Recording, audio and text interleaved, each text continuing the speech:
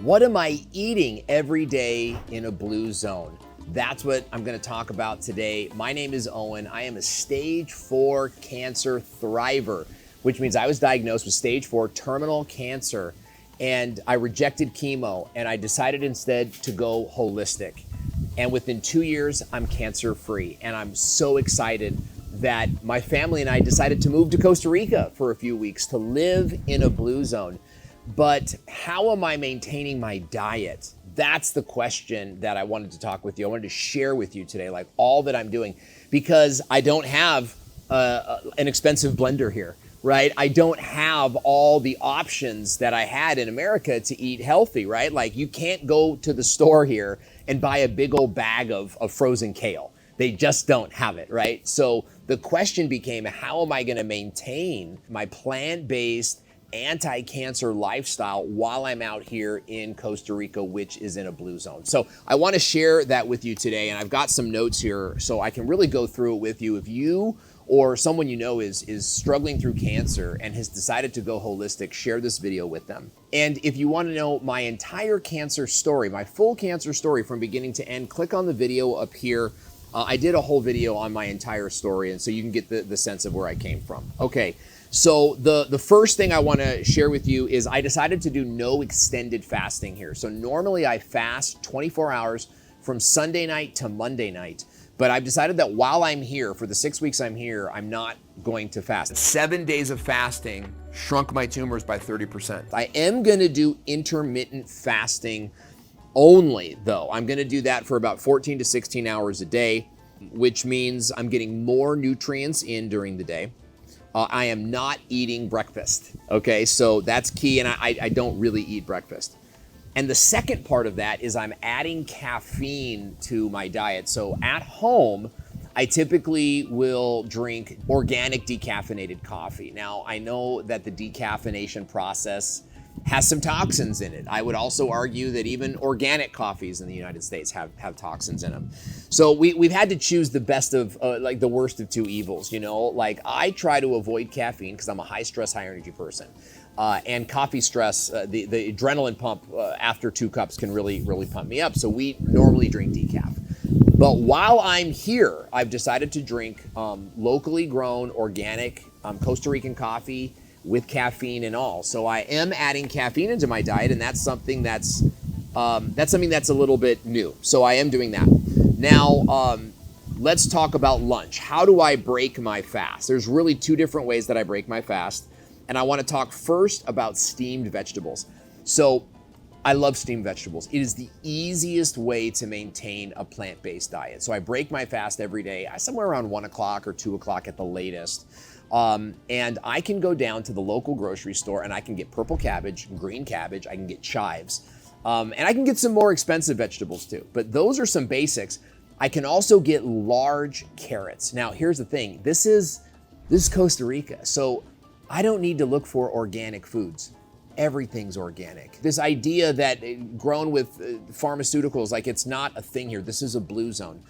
What does that mean? It means that people here live to 100 and beyond on average. Now, I did a whole video on blue zones and like why I'm in a blue zone. You can watch that here, but I want to give you a sense of the atmosphere. So I can go to the local shops here. Some of them are small grocery stores and some of them are more like 7-Elevens, but there's fresh vegetables, bananas, and fruits in there. I did need to bring a steamer from the United States. They don't have steamers here, you know, like a little steamer thing. So I would bring one with you if you're going to come out here for a little bit.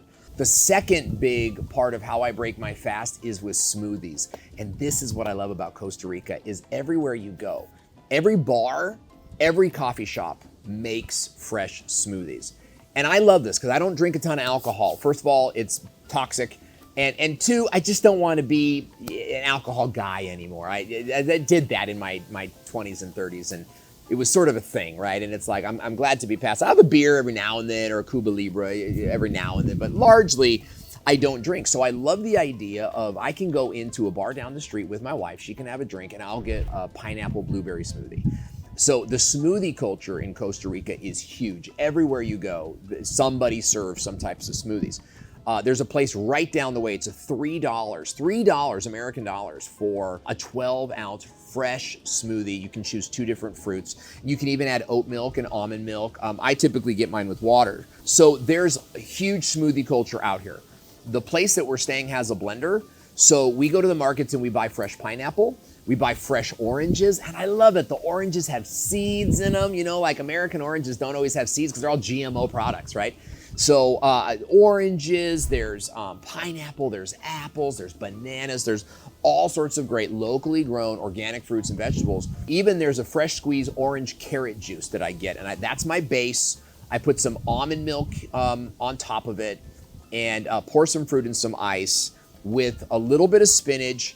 And get this, I did bring a bag of kale from the United States. So I actually brought 2 bags of kale from the United States. I stuck them in my bag, I checked them in, and there was no problems. This idea that you can't bring vegetables on a plane, like I don't even know where that came from.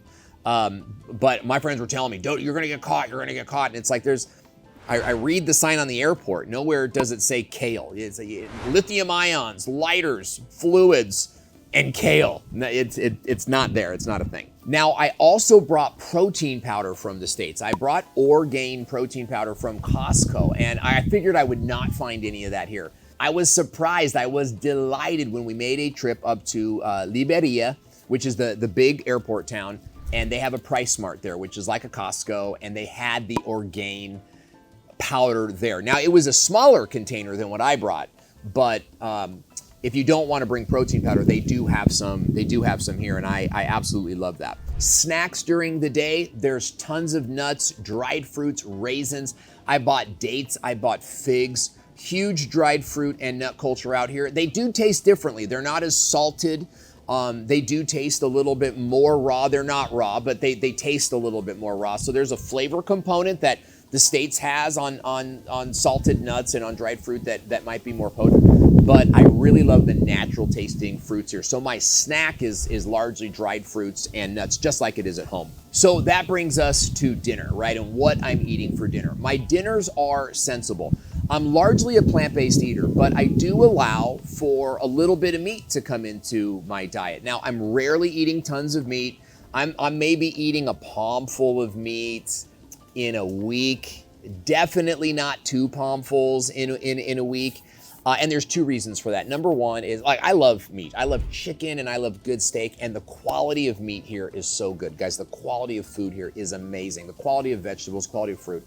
But I'm dealing with something going on in my liver. When I overeat meat, my liver just gets sluggish. I might wake up with a little bit of liver pain, like 3 o'clock in the morning. So I'm working through a sluggish liver that is just a side effect of you know, being alive and being 40 in the United States. But I got to tell you, like, it really works on the mind, you know, because you go from stage 4 cancer and all the pain associated with that. And I did do a little chemo, like, you should know about that. Like, again, watch that story. Like, I did a little chemo before I stopped and went holistic, but I've been through some pain, man. Like, I've got a scar down my chest here from, you could still see the staples in it, in fact. It's a little embarrassing when I take my shirt off, but it's part of my story, you know?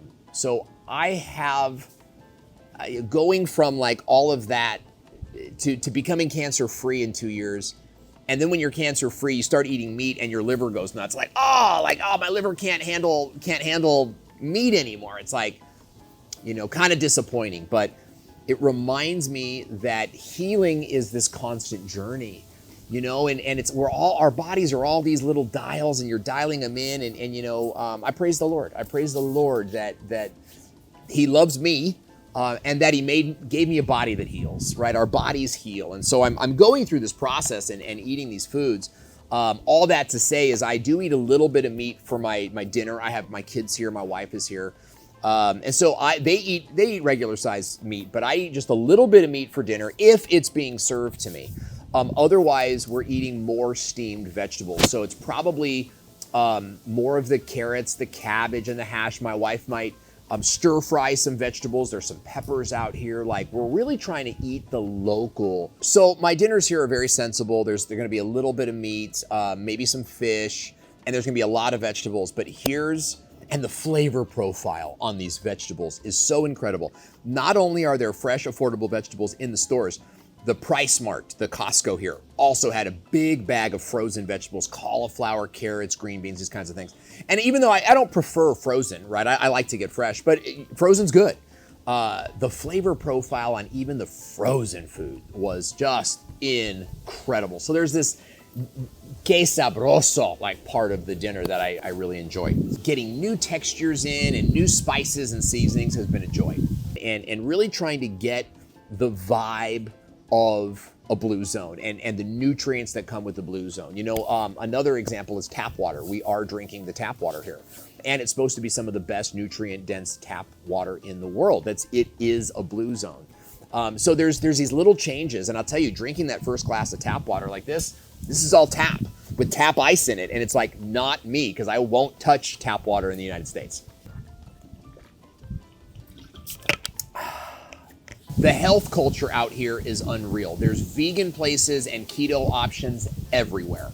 And that's part of the value of living in a blue zone. That's why we're here. So I did a whole video on the blue zone and the benefits of living in a blue zone while you're going through a cancering process. Keep on watching. I hope you enjoyed my overview of what I eat in a day. I hope it's valuable for you and that you live an anti-cancer, powerfully healthy life. Remember, cancer is beatable at any age and any stage. I'd love to share that with you right here. That video is on your screen right now. So watch the video that's on your screen now. Subscribe to the channel. I'm Owen, and I'll see you next time.